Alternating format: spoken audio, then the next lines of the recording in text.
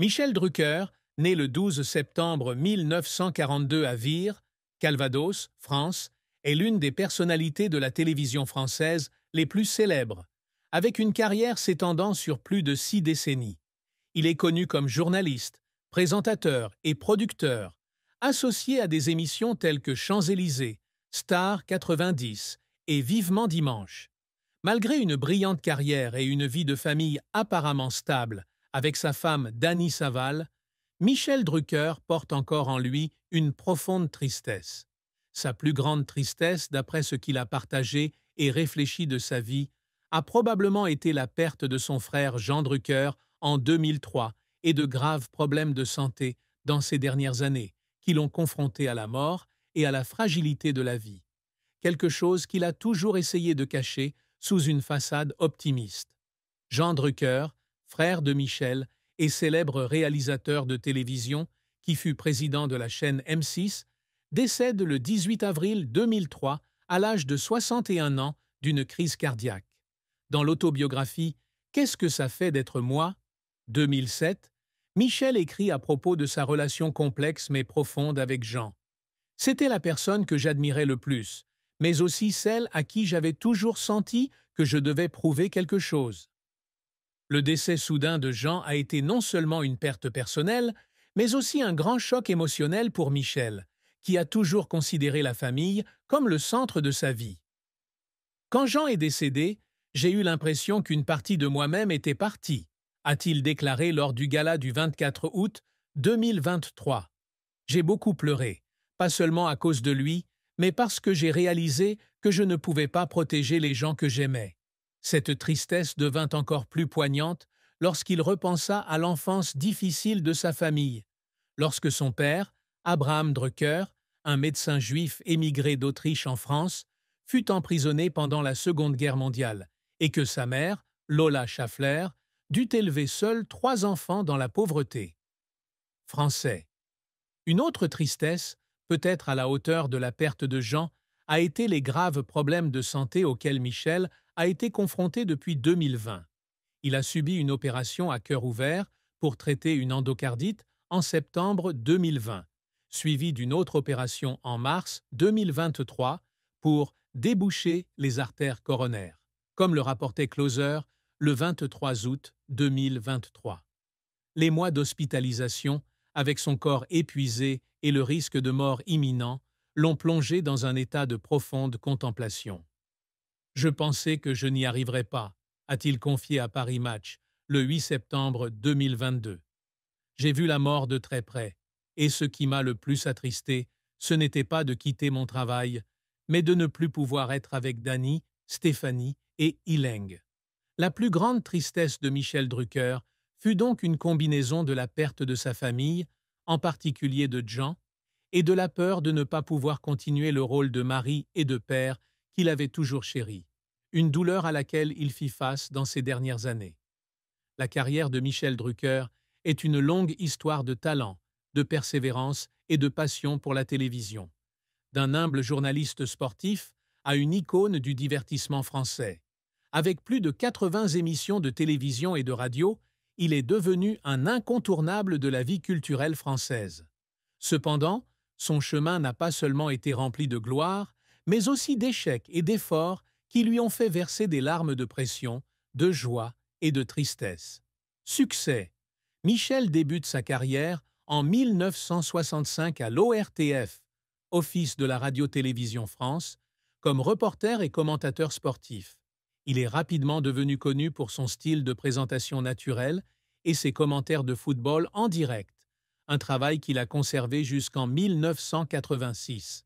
Cependant, sa grande percée est survenue lorsqu'il s'est lancé dans la programmation de divertissement. L'émission Tilt sur l'ORTF dans les années 1960 marque le début, mais les rendez-vous du dimanche sur TF1 1975 à 1980 le propulsent vers de nouveaux sommets.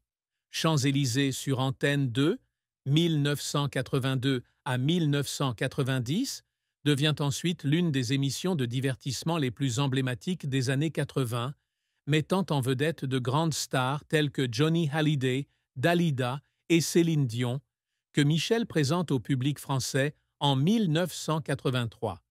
Dans les années 1990, il poursuit son succès avec Stars 90 sur TF1 et à partir de 1998, Vivement Dimanche sur France 2, transféré ensuite sur France 3 à partir de 2022, consolide sa position de ami des stars et de présentateur proche du public. Je ne vends pas que des spectacles, je vends de la sincérité, a-t-il déclaré au Figaro le 12 septembre 2022. Sa carrière a été récompensée par de nombreuses distinctions, dont le titre de commandeur de la Légion d'honneur par le président Emmanuel Macron le 13 février 2025. Pure People, 22 février 2025. Une distinction majeure qui célèbre 60 ans de service. Il fonde également la société de production D.M.D. Denis et Michel Drucker en 1984, contribuant à la création de nombreux spectacles à succès. Échec. Malgré son grand succès, Michel n'a pas été exempt d'échecs. Dans ses jeunes années, il a été refusé à de nombreux postes parce qu'il manquait de qualifications formelles, ce que son père, Abraham, a toujours critiqué. « J'étais le pire élève de ma famille et ça me faisait mépriser », raconte-t-il dans De la lumière à l'oubli, 2013. Il connaît un échec notable lorsqu'il tente de se lancer dans d'autres domaines en dehors du divertissement, comme l'émission sportive Téléfoot sur TF1 dans les années 80, mais elle ne rencontre pas le succès escompté et est vite oubliée. En 1994, alors qu'il était député européen pour le parti Nouvelle Démocratie de Grèce, pays d'origine de sa mère, il fut critiqué comme un artiste politique qui n'avait laissé aucune trace. The New York Times, 12 juin 1999. Plus récemment, la perte de la case de l'après-midi sur France 2 en 2018 au profit de Laurent Delahousse a été un coup dur pour sa réputation, le laissant se battre pour conserver Vivement Dimanche. Les efforts qui l'ont fait pleurer, Michel a versé des larmes à de nombreuses reprises à cause de sa carrière. Un moment mémorable a été mon retour à Vivement Dimanche le 27 août 2023 après une deuxième opération cardiaque. Il a pleuré dans la loge d'épuisement, mais a quand même terminé le spectacle, comme l'a raconté Dany Saval lors du gala du 24 août 2023. Il ne voulait pas que le public le voie faible. En 1986, alors qu'il commentait la finale de la Coupe du Monde entre l'Argentine et l'Allemagne, il fondit en larmes en direct à la télévision à cause de l'émotion intense ressentie lorsque Diego Maradona souleva le trophée. Une autre fois, lors d'un enregistrement sur les Champs-Élysées en 1987 avec Serge Gainsbourg, il a pleuré dans les coulisses sous la pression de devoir gérer l'insulte de Gainsbourg à l'antenne envers Whitney Houston. The Guardian, 15 octobre 2018. Ses efforts incessants pour maintenir sa carrière, notamment après ses expériences de mort imminente dues à la maladie, montrent un Michel à la fois résilient et vulnérable. Michel Drucker est un homme ambitieux qui se fixe toujours des objectifs élevés pour s'affirmer dans l'industrie de la télévision et dans sa vie personnelle.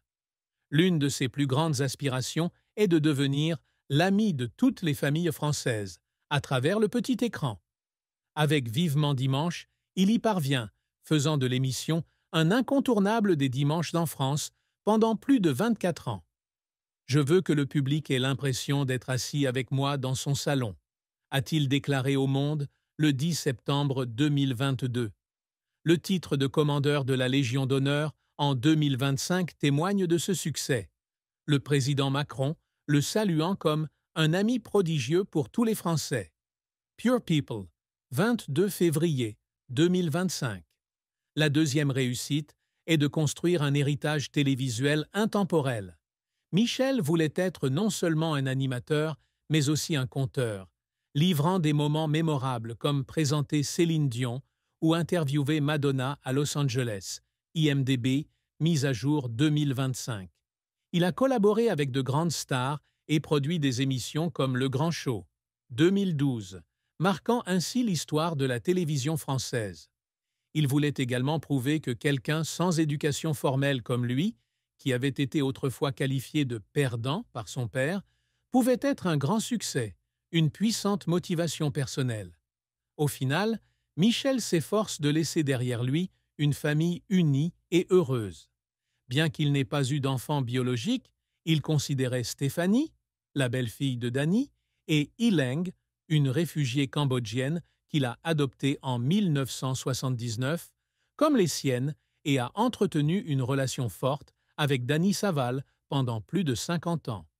Ma famille est ma plus grande réussite, plus que la télévision, a-t-il confié à Paris Match le 8 septembre 2022. Ces réalisations ne sont pas seulement des objectifs de carrière, mais aussi la façon dont il a surmonté des difficultés personnelles, les transformant en motivation pour vivre une vie pleine de sens. L'amour et le mariage de Michel Drucker sont une longue histoire de persévérance et d'affection profonde pour Danny Saval, qu'il a épousée le 28 juillet 1973 à Las Vegas. Ils se rencontrent en 1972 sur le tournage d'Avec le cœur, émission co-animée par Claude François et Michel. Danny, alors actrice célèbre ayant travaillé pour Paramount et Disney, fit tomber Michel amoureux au premier regard. « Je l'ai appelé ce soir-là et je lui ai dit « Tu es la femme de ma vie », a-t-il déclaré lors du gala du 24 août 2023. Bien que Claude François ait également eu un œil sur Danny, Michel a rapidement gagné son cœur, ce qui a donné lieu à un mariage qui a duré plus de 5 décennies. Cependant, le mariage n'a pas été sans chagrin. L'une de leurs plus